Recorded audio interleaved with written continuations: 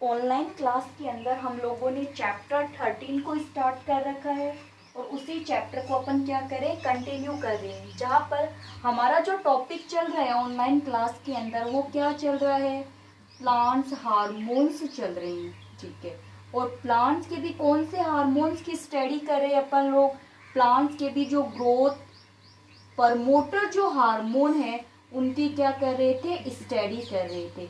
इसमें एक अपन ने कंप्लीट कर लिया है, ऑक्सिन्स की स्टडी हम लोगों ने कर ली है। अब जो आज अपन नेक्स्ट हार्मोन्स की स्टडी करेंगे, प्लांट ग्रोथ हार्मोन्स की, उस हार्मोन्स का नाम है जिब्रेलिन्स।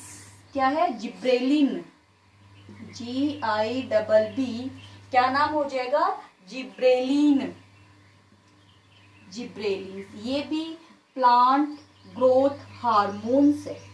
ठीक है, यानी ये प्लांट की ग्रोथ को ये भी क्या करता है, प्रमोट करता है, ये हार्मोन्स भी। अब फर्स्ट ऑफ ऑल तो अपन इसकी डिस्कवरी से रिलेटेड पॉइंट्स है उनको क्लियर करेंगे कि जिब्रेलिन जो हार्मोन्स है उसकी डिस्कवरी कहाँ से हुई है, किसने की है, कैसे, इन सभी क्वेश्चंस को अपन सॉल्व करेंगे। तो देखिए, जिब्रेलिन जो हार्मोन्स होता है ये भी प्लांट की जो लेंथ होगी उस लेंथ को क्या करेगा, इंक्रीज करेगा। और मोस्टली जिस लेंथ की यहाँ पे बात होगी वो प्लांट के किस पार्ट की होगी, स्टेम की होगी। ठीक है, किसकी होगी, स्टेम की हो जाएगी, मोस्टली इसकी ग्रो करता है। अब जो जिब्रेलिन की जो डिस्कवरी है, आइसोलेशन है, डिस्कवरी है, वो किससे रिलेटेड है, जापान में राइस की एक डिजीज से रिलेटेड है। यानी discovery of the gibberellin related disease of rice, disease of rice in Japan, in Japan, कि जापान के अंदर राइस की एक डिजीज से रिलेटेड इसकी डिस्कवरी को बताया गया है। अब राइस जो होता है, इस राइस में क्या था, देखिए कि इसके अंदर ये जो प्लांट है ना, इस प्लांट की लेंथ तो बहुत ज्यादा हो गई, यानी प्लांट की लेंथ तो क्या हो जाती है, मोर हो जाती है, बट उसके फ्लावर नहीं लगे। आगे क्या बात समझ में, क्या नहीं लगे, फ्लावर नहीं लगते। यानी कि राइस का जो प्लांट था, यानी पेडी प्लांट भी आप इसको बोल सकते हो कि जो पेडी प्लांट है उस पेडी प्लांट के जो लेंथ तो मोर होगी, यानी axis length of the pedi crop, but not bear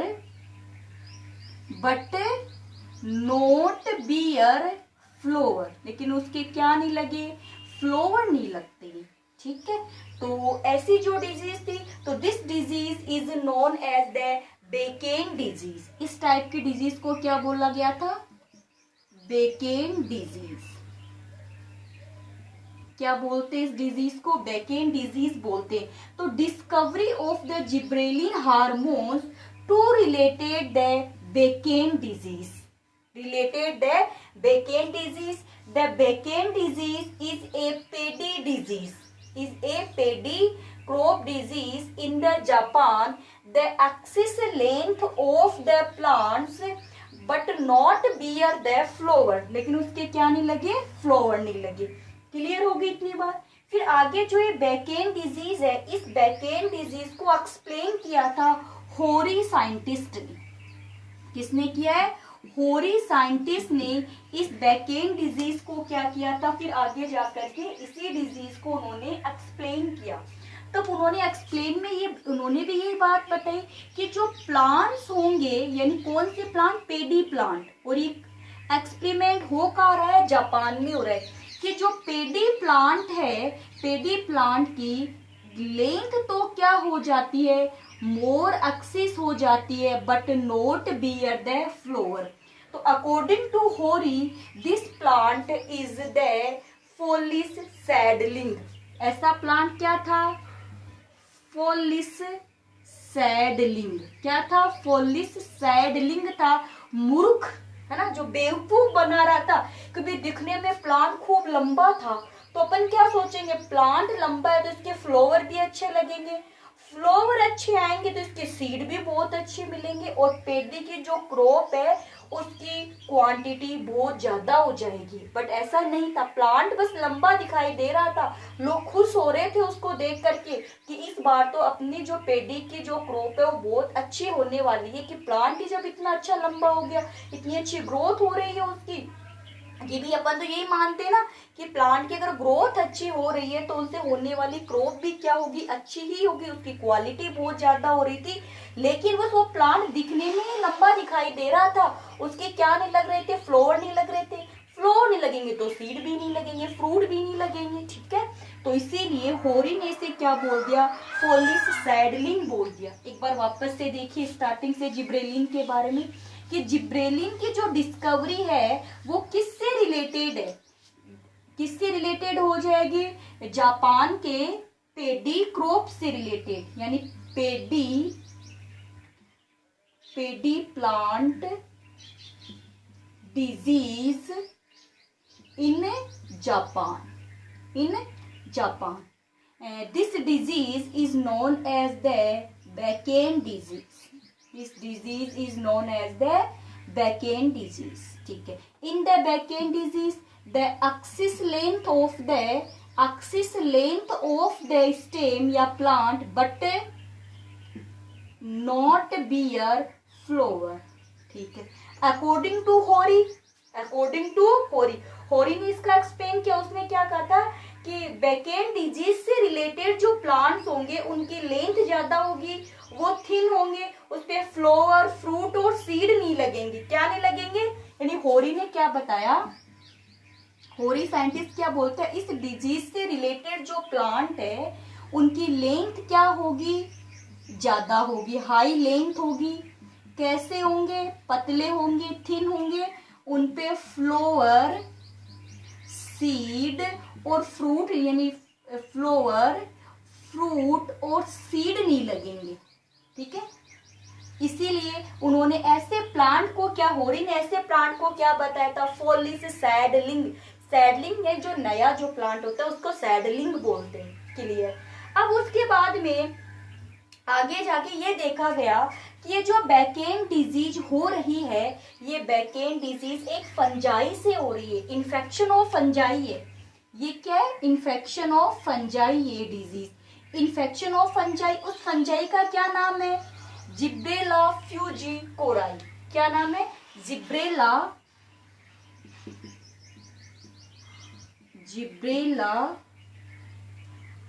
फ्यूजिकोरी,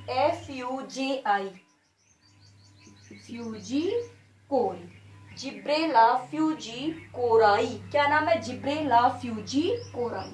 इस डिजीज से, इस फंजाई से हो रही, किससे हो रही, जिब्रेला फ्यूजिकोराई से ये डिजीज होती है। फिर आगे जाकर के जो ये बात किसने बताई थी, कुरोसावा ने बताई है।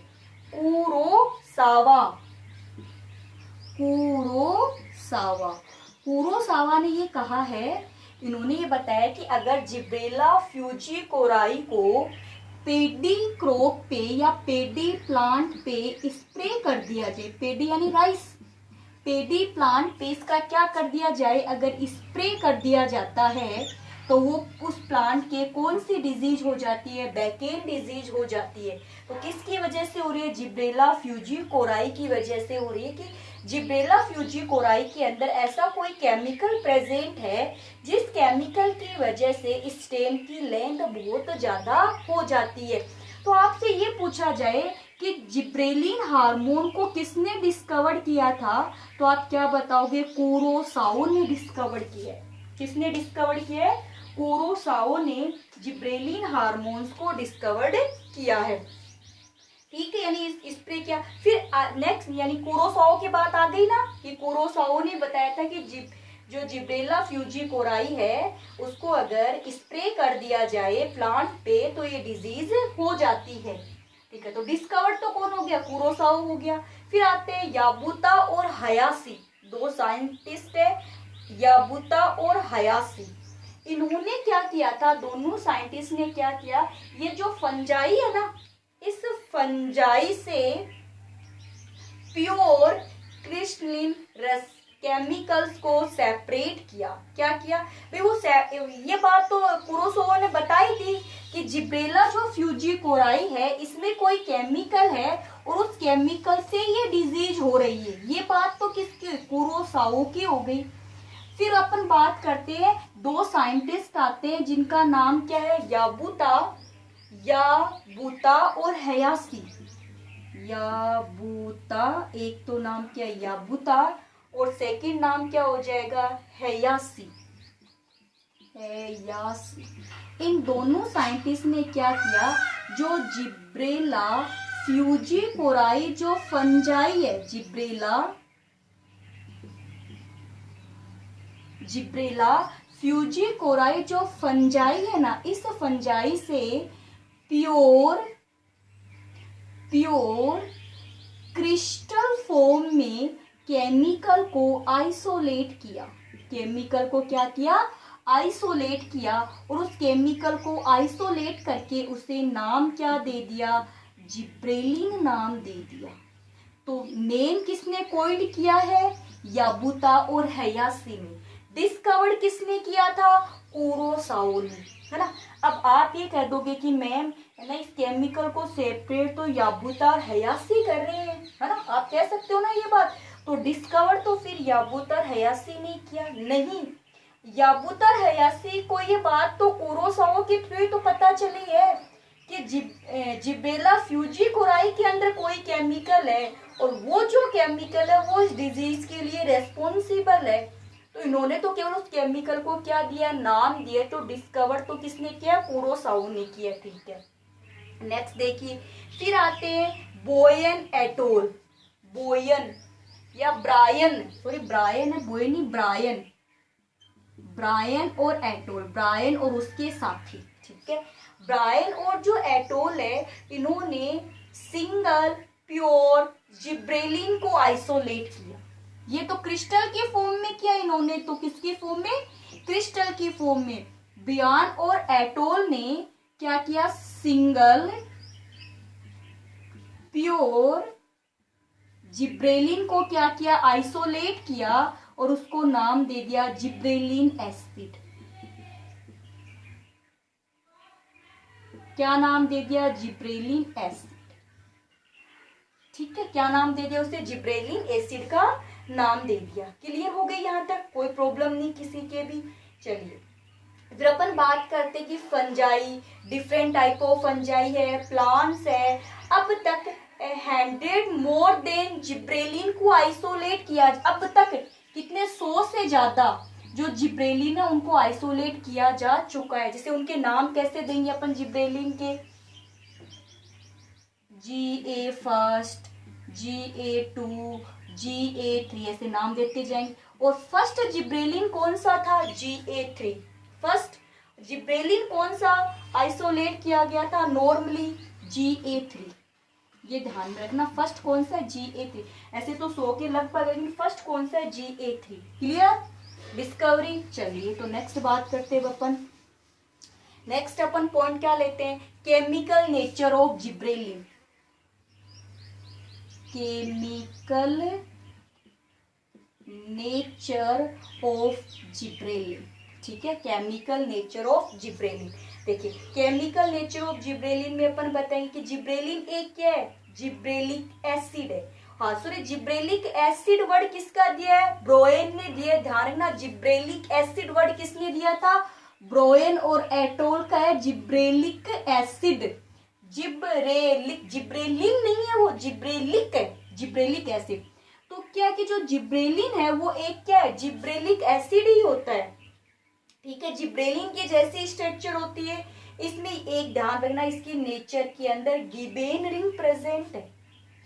कौन सी रिंग प्रेजेंट होगी, गिबेन रिंग। ध्यान में रखना, अच्छा क्वेश्चन है। क्या प्रेजेंट है, गिबेन रिंग प्रेजेंट है, इसीलिए तो ये क्या है, जिब्रेलिन है।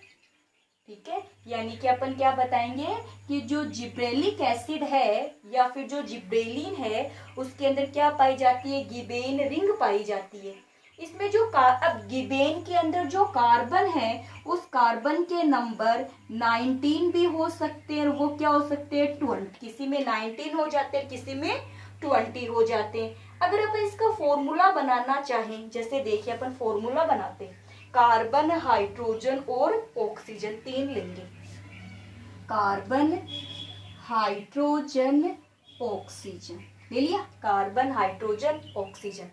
किसके लिए बनाएंगे? जीवन first, gibberellin first, gibberellin second, gibberellin third और जिब्रेलिन फोर्थ। जैसे अपन इसके लिए देखते हैं, सभी में लिख देते हैं, carbon, hydrogen, oxygen, carbon, hydrogen, oxygen, carbon, hydrogen, oxygen, सभी में लिख दो, carbon, hydrogen, oxygen, carbon, hydrogen, oxygen, लिख दिया सभी में, carbon, hydrogen, oxygen, carbon, hydrogen, oxygen. चलिए फिर उसके बाद में कार्बन के नंबर सब में 19 19 कर दो, 19 19 19 19, इसके number 6 6 6 5।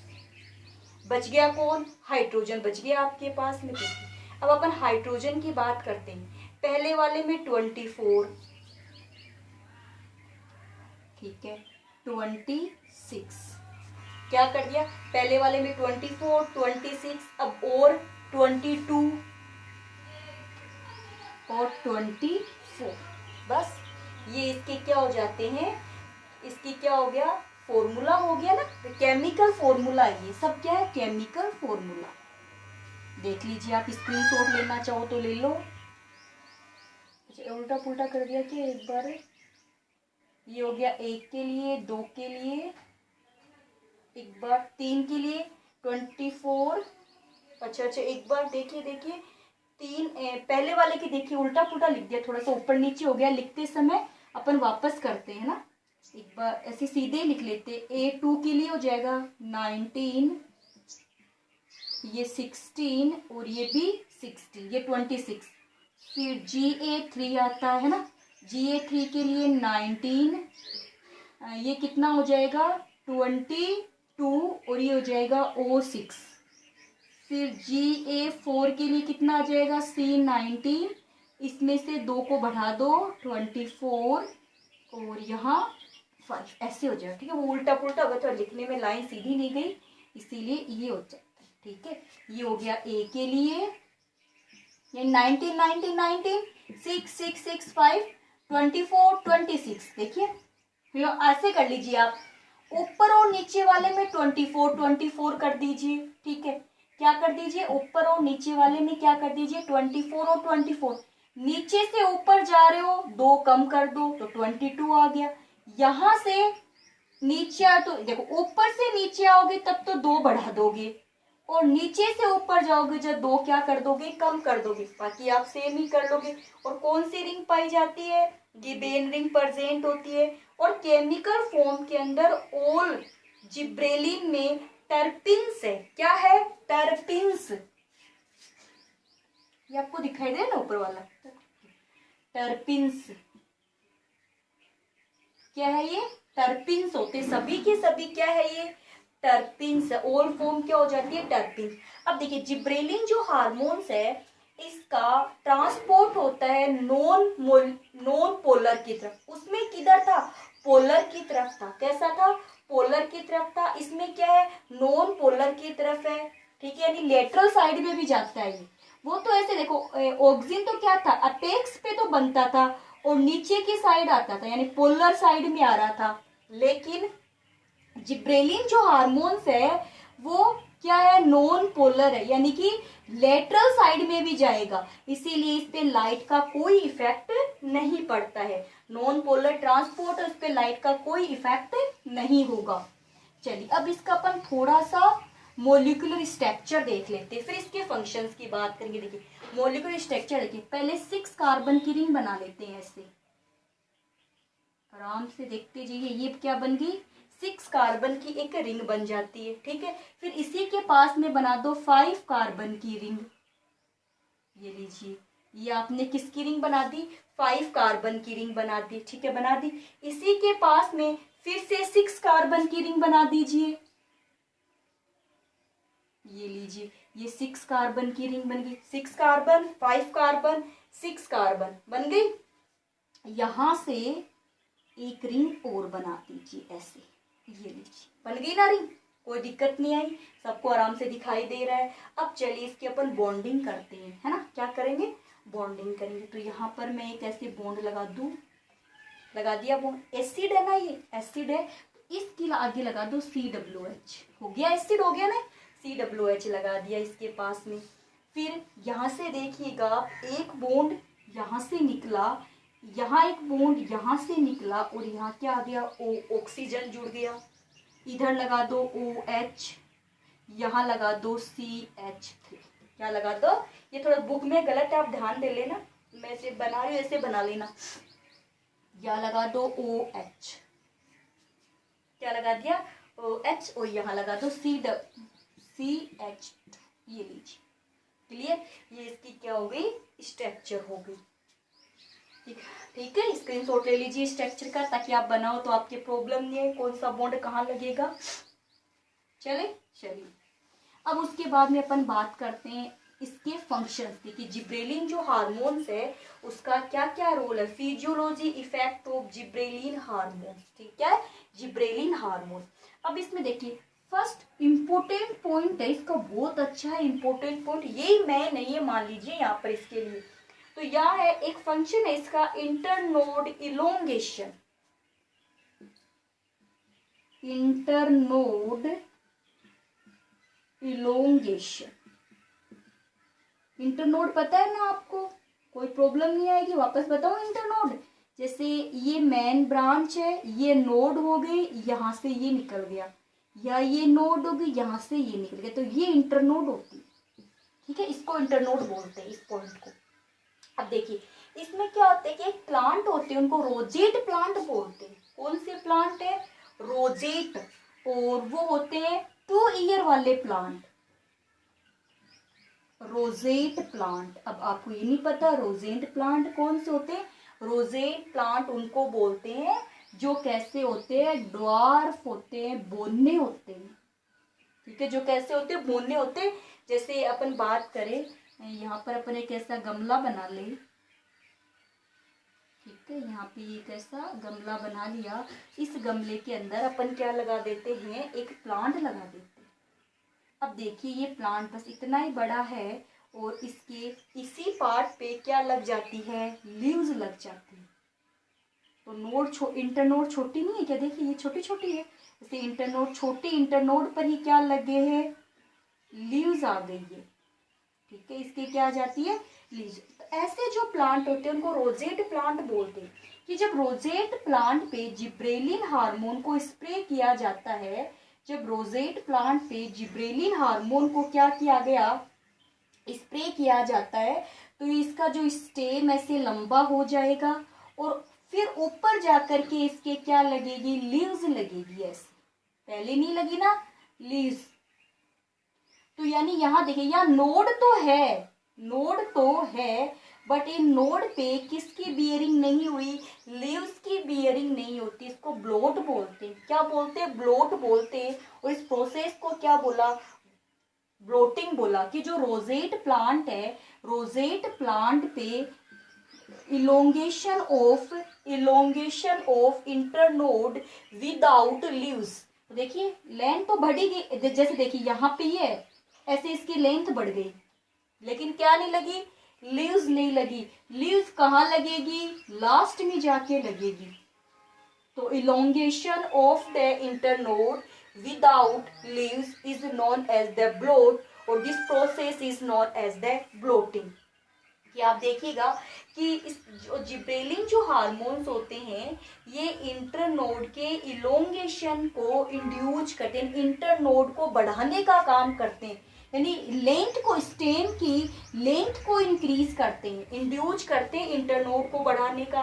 Rosette habitat, rosette habitat जो बोने प्लांट्स होते हैं, छोटे जो प्लांट्स रह जाते हैं जिनकी लेंथ नहीं बढ़ पाती है, उनको बोलते हैं। तो रोजेट 2 ईयर जो प्लांट्स होते हैं उनमें without leaves, formation of node without leaves, या elongation of node without leaves, elongation of node, देखिए लंबे हो गए ना, elongation of node without leaves is known as the bolt और this process is known as the bolting. ठीक है, आगे ना ब्लोट समझ गए ना आप।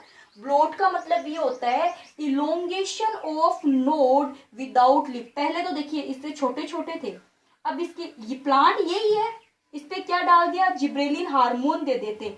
तो जिब्रेलिन हार्मोन देने से इसकी ये नोड तो इंक्रीज हो गई, लेकिन यहाँ पे क्या नहीं लगी, लीव्स नहीं लगी, उसको ब्लोट बोलते हैं। This process is known as the bolting. Clear हो गई इतनी बात।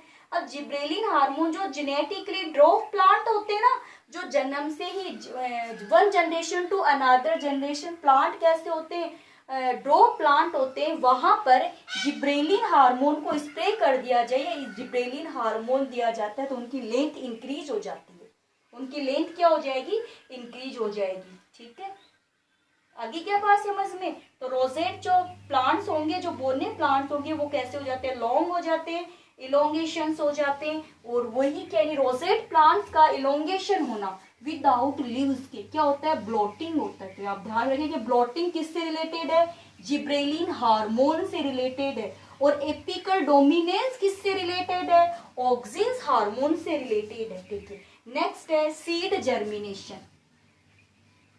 नेक्स्ट फंक्शन क्या है इसका, सीड जर्मिनेशन। अब आपको थोड़ा सा अपना जो माइंड है वो मोनोकोट सीड की तरफ लेके जाना पड़ेगा इस बात को समझने के लिए। मैं एक बार मोनोकोट सीड बना दूं यहाँ पे, ताकि आप लोग भी आराम से समझ जाओ।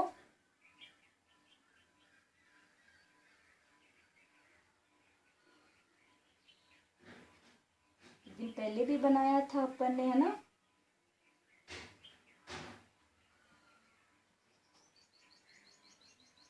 अब यहाँ देखिए ये एंडोस्पर्म, क्या है ये एंडोस्पर्म, ये क्या है, ये एम्ब्रियो है, क्या है, ये क्या है, एम्ब्रियो। अब ये जो लेयर प्रेजेंट है ये एलुरेन लेयर है, क्या है ये, एलुरेन की लेयर होती है जो एंडोस्पर्म को एम्ब्रियो से सेपरेट करती है। अब देखिए जब अपन क्या करते हैं कि जो सीड होते हैं, इन सीड को जब जर्मिनेट करवाना होता है तो कौन सा हार्मोन रेस्पॉन्सिबल है, जिब्रेलिन। जैसे वीट है ना, मेज, यानी मोनोकोट प्लांट के अंदर, सीधी सी बात है, मोनोकोट प्लांट्स के अंदर इसमें क्या होता है कि जो सीड है ये पहले वाटर को ऑब्जॉर्व करेगा। सीड वाटर को ऑब्जॉर्व कर तो सीड क्या हो जाता है, स्वेल हो जाता है। जब सीड स्वेल हो जाएगा तो उस समय क्या होगा, एम्ब्रियो में जिब्रेलिन हार्मोन सिंथेसिस होगा। जिब्रेलिन हार्मोन की वजह से जो एलोरेन की लेयर जो बनी हुई है, ये लेयर क्या हो जाएगी, डिजोल्व हो जाती है, जिससे amylase, protease, lipase, ribonuclease enzyme synthesis होते हैं। ये एंजाइम एंडोस्पर्म जो है ना, ये रहा, इस एंडोस्पर्म से फूड को डिकम्पोज्ड कर देंगे, उसका डाइजेस्ट कर देंगे। ठीक है, फूड के डाइजेशन के बाद में एम्ब्रियो क्या हो जाएगा, डेवलप हो जाएगा। एक बार वापस से देखिए सीड जर्मिनेशन में क्या टॉपिक ले रखा है। तो यहाँ पे अपन क्या बात करते हैं कि जो मोनोकोट सीड है, मोनोकोट जो सीड होंगे उनके जर्मिनेशन के लिए ऑक्सिन हार्मोन रेस्पॉन्सिबल है, sorry gibberellin hormone responsible, gibberellin hormone responsible है सीड जर्मिनेशन के लिए। ये क्या करते हैं, जैसे सीड है, सीड वाटर को क्या करते हैं, अब्जॉर्व करेंगे। जैसे सीड वाटर को अब्जॉर्व करेंगे तो एलुरोन की जो लेयर होती है, या फिर एम्ब्रियो पहले क्या करेगा, एम्ब्रियो किस हार्मोन को सिंथेसिस करेगा, जिब्रेलिन हार्मोन्स का सिंथेसिस करेगा। ये जिब्रेलिन जो हार्मोन्स होगा ये एलुरेन जो लेयर है उसको डिकम्पोज्ड या डिजोल्व कर देगा। एलुरेन लेयर के डिजोल्व होते ही कुछ डाइजेस्टिव एंजाइम सिक्रेट होने लगेंगे, जैसे लाइपेज फैट डाइजेशन के लिए, प्रोटीएज प्रोटीन डाइजेशन के लिए, ऐसे एंजाइम क्या होंगे, सिक्रेट होंगे। ये एंजाइम क्या करेंगे, डाइजेशन का काम करेंगे। और डाइजेशन होने की वजह से जो एंडोस्पर्म के अंदर जो स्टोरेज फूड होगा ना, उसका डाइजेशन होगा। एंडोस्पर्म में फूड का क्या डाइजेशन होने लगेगा, जिससे एनर्जी किसको मिलेगी, एम्ब्रियो को मिलेगी, और एम्ब्रियो क्या करेगा, ग्रो करेगा। जैसे मोनोकोट जो प्लांट्स होते हैं, मोनोकोट प्लांट्स के अंदर एम्ब्रियो बना रहता है, एंडोस्पर्म है वो क्या रहता है, रिमेनिंग रहता है। मोनोकोट प्लांट्स के अंदर क्या प्रेजेंट होता है, एंडोस्पर्म प्रेजेंट है कौन से सीड के अंदर, मोनोकोट सीड के अंदर। ठीक है, इसके चारों तरफ ये अपन बना देते हैं एलुरेन की लेयर, ये क्या होगी, एलुरेन लेयर होगी। ठीक है, यहाँ ये क्या है, एम्ब्रियो, इस वाले पार्ट को क्या बोलेंगे, प्लूम, और यहाँ पर इसको क्या बोलेंगे, रेडिकल। ये क्या है, एंडोस्पर्म। मोनोकोट सीड की बात हो रही है। सबसे पहले क्या होगा कि जब भी फूड वाटर को ऑब्जॉर्व किया जाएगा, एम्ब्रियो, ये एम्ब्रियो ना, एम्ब्रियो किस हार्मोन को सिक्रेट करेगा, जिब्रेलिन। जिब्रेलिन हार्मोन के सिक्रेट होते ये डिजोल्व हो गया, यहाँ से हो गया डिजोल्व, ये टूट गई यहाँ से। ये जैसे टूटती है तो एंडोस्पर्म के अंदर प्रेजेंट, ये जैसे टूटेगी ना तो टूटते ही एंजाइम्स बन जाएंगे, और वो एंजाइम एंडोस्पर्म में प्रेजेंट फूड का डाइजेशन कर देंगे। इस फूड का क्या हो जाएगा, डाइजेशन, और फूड का जब डाइजेशन होगा तो क्या बनेगी, एनर्जी, और एनर्जी से ये जो एम्ब्रियो है इसमें प्लूम से तो क्या बनने लगेगा, सूट बनने लगेगा, और रेडिकल से क्या बनने लगेगी, रूट बनने लगेगी। चलिए, उसके बाद में नेक्स्ट इसका फंक्शन क्या होता है, ब्रेकिंग ऑफ डोरमेंसी, डोरमेंसी को तोड़ना। ठीक है, डोरमेंसी लाता कौन है, ऑक्सिन्स हार्मोन। आपको याद है ना, नेक्सिक एसिड अगर पोटैटो के ऊपर स्प्रे कर देते तो उसको 3 साल तक भी अपन स्टोर करके रख सकते हैं। तो डोरमेंसी को ब्रेक डाउन कौन कर देता है, जिब्रेलिन हार्मोन्स कर देता है। फिर है फ्लोरविंग, फ्लोवर लाना। अब देखिए ये फ्लोरविंग का काम कब करेगा, वर्नेलाइजेशन। वर्नेलाइजेशन किसको बोलते हैं, याद ही नहीं 11th क्लास का है ना। वर्नेलाइजेशन का मतलब क्या होता है, कोल्ड टेम्परेचर पर फ्लोवर लगना। कोल्ड टेम्परेचर पर फ्लोवर को बियर करवाने के लिए कौन सा हार्मोन रेस्पॉन्सिबल होता है, जिब्रेलिन हार्मोन्स। या फिर जैसे जिब्रेलिन हार्मोन्स क्या करता है कि वर्नेलाइजेशन जो प्रोसेस होती है, यानी कि उसका क्या करता है, इंड्यूज करता है, या फिर फोटो पीरियड लाइट की, है ना। जैसे मान लीजिए कुछ प्लांट्स ऐसे होते हैं कि वहाँ टेम्परेचर बहुत कम है और वहां पर अब लाइट मिल नहीं रही, और प्लांट को फ्लोवर के लिए क्या चाहिए, लाइट चाहिए, तो वहां पर जिब्रेलिन जो हार्मोन होगा इस वर्नेलाइजेशन जो प्रोसेस है इसको कहाँ ट्रांसफर कर देगा, फोटो पीरियड में, यानी लाइट की एब्सेंस में भी उनके क्या लगा देगा, फ्लोवर लगवा देगा। चलिए, फिर है पार्थेनोकार्पे। तो आपको ही पता है कि एक तो ऑक्सिन हार्मोन है और दूसरा क्या है, जिब्रेलिन। ऑक्सिन की बजाय भी ज्यादा मेन कौन होता है, जिब्रेलिन होता है। ठीक है, कि ऑक्सिन के कंपैरिजन में जिब्रेलिन पार्थेनोकार्पे को मोर इंड्यूस करता है। जो जिब्रेलिन है ना, इसमें पोटैटो, एप्पल, पोम, पोम किसको बोलते हैं, जिनकी गुठली होती है ना उनको बोलते हैं पोम, गुठली वाले, पोम फ्रूट। ऐसे जो फ्रूट होते हैं उन फ्रूट के अंदर पार्थेनोकार्पे प्रोसेस को ऑक्सिन से भी ज्यादा इंड्यूस करवाता है। तो ये क्लास थी जिब्रेलिन हार्मोन से रिलेटेड थी। तो जिब्रेलिन हार्मोन से रिलेटेड आज के क्वेश्चंस आप नोट कर लीजिए। Who discovered the gibberellin hormone, who discovered the gibberellin hormone. Second question, which fungi responsible for the Bacon disease in paddy crop, which fungi responsible for the Bacon disease in paddy